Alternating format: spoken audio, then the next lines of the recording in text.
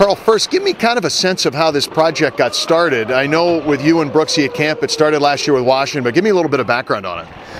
You know what, it was, I think it was Gemma and Chris. I wanted to get a little bit of an inside look on a season with a couple players, and I think my name and Brooks' name were kind of thrown out there because for me, I like to talk, and I'm pretty much an open book, so they probably thought it'd be a good idea. And it's just me with a little recorder.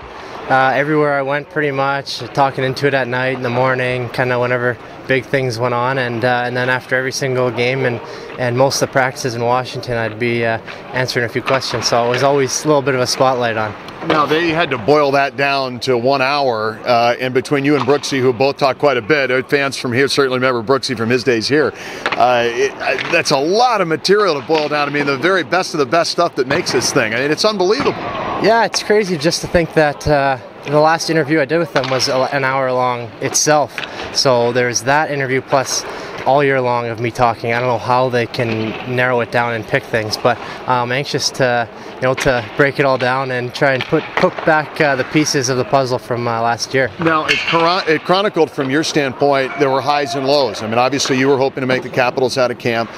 You came here, ended up winning the Calder Cup, which, obviously in a year that you chronicle that closely, to have it end the way it did, I mean, that's pretty cool just in and of itself. Yeah, it was, like you said, it was a lot of ups and downs for me. I'm a guy who, a lot of emotions go into the game, and it may not look like it on the ice, but off the ice, I'm always thinking about something. So for the season to go the way it did, it was a good season for them to catch on tape. And like you said, winning a cup at the end is the best way to cap off any season. So I was very fortunate. I think they were as well, that it worked out as well as it did, and probably weren't expecting to when they started the project to get something of a player going up and down and seeing those, because a lot of the fans don't get to know what it's like, all the travel that's involved, and just the worries and confidence issues and all that kind of stuff. So it's pretty neat. It seems to be kind of something for you to hold on to about your first pro season and the ups and downs and everything. I mean, you've kind of got something to keep for yourself out of all of this too.